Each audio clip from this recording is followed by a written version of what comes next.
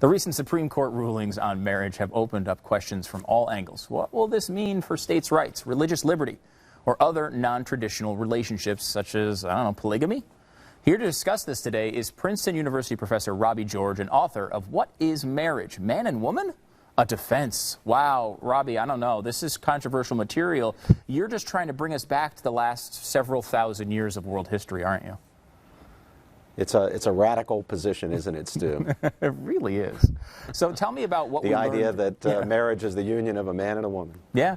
Tell me what we learned from the Supreme Court rulings. What's the most important takeaway?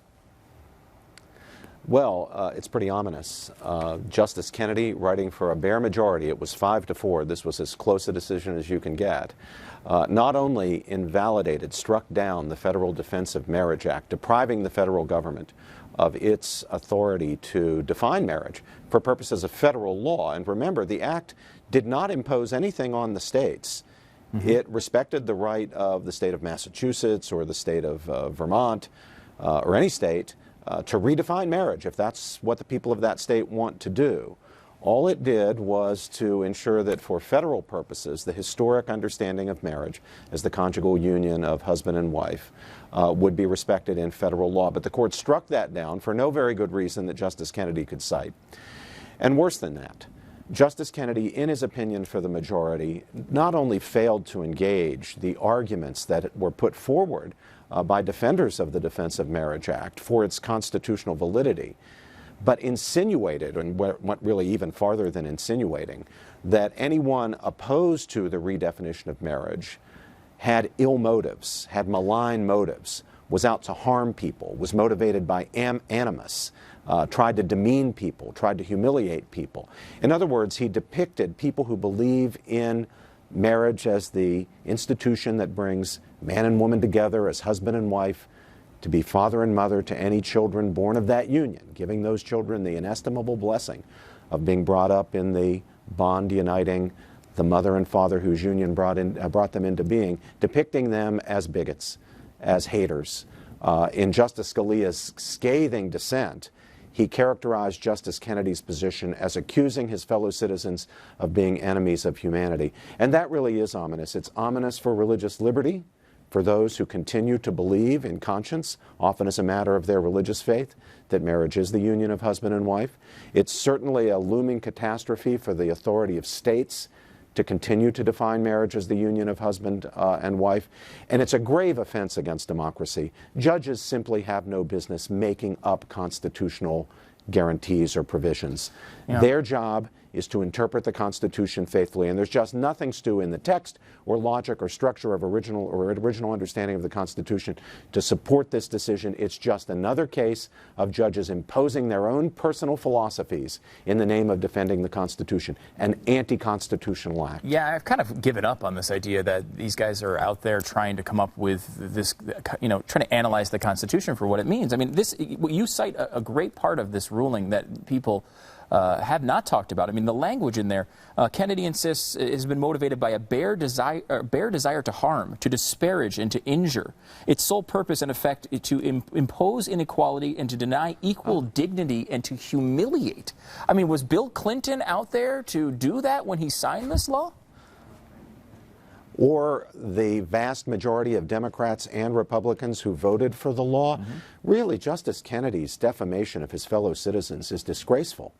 It is a disgrace for a Supreme Court justice to be making those kinds of accusations against his fellow citizens, the vast majority of whom are people of goodwill who do believe that we need to preserve that institution which unites, let me say it again, man and woman as husband and wife, to be father and mother to any children born of that union.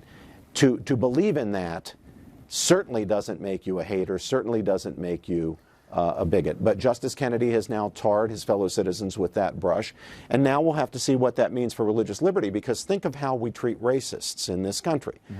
And Justice Kennedy is in effect suggesting that traditional believers in marriage are the equivalent of racists. Well, we don't put them in jail because we've got a First Amendment that respects their freedom to speak and think as they wish. But we impose on them all sorts of other civic disabilities in the areas of, for example, licensing, accreditation of educational institutions, government contracting, we use anti-discrimination laws to ensure that they cannot act on their racist impulses in various areas of public accommodation in the public domain. Are we going to subject our Catholic, our evangelical Protestant, our LDS, our Orthodox Jewish, our Muslim fellow citizens who believe that marriage is a man and a woman to that kind of treatment? Are we going to treat them as the equivalent of racist? This will divide our society very, very dramatically.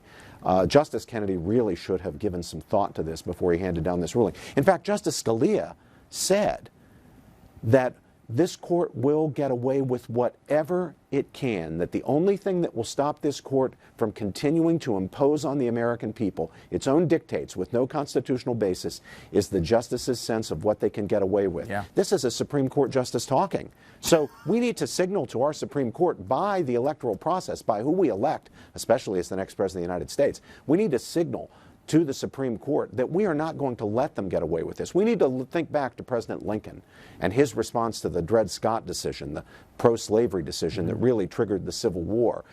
President Lincoln made very clear that he would stand up to the Supreme Court. He would not treat their rules as binding principles when they were anti-constitutional dictates imposing the sheer preferences of the judges on the Constitution. We need to recover that Lincolnian view of things. And Republicans need to remember Lincoln was the founder of the Republican Party, the greatest statesman that the party ever produced. And he's got a lesson for us when it comes to standing up for the Constitution when the Supreme Court itself, which is supposed to be protecting the Constitution, instead is trampling on it. Another part of this, and I go back and forth with Glenn a lot on this because he doesn't like the state ballot initiatives because, you know, they came from the progressive era. But part of me does like them because at least it gives the people a chance to not only have to depend on a politician to put in certain rules that they want, they get to actually put them in, and the politicians can't do anything about that. At least that was the case before the Prop 8 hearing.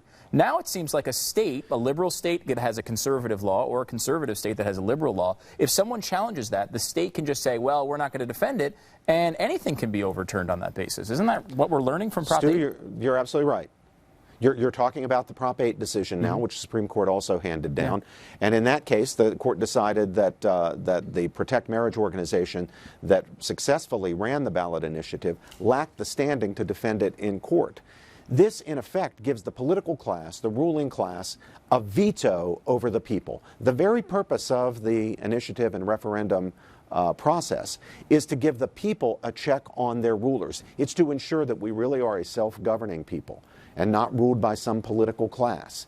But here the Supreme Court, by denying standing, has in effect given a veto to the ruling class over the people they are supposed to be serving. This is another outrage coming out of these decisions. We really do need to learn as a people that we are the guardians of our own liberties. This was the view of Madison. This was the view of Hamilton. This was the view of the American founders.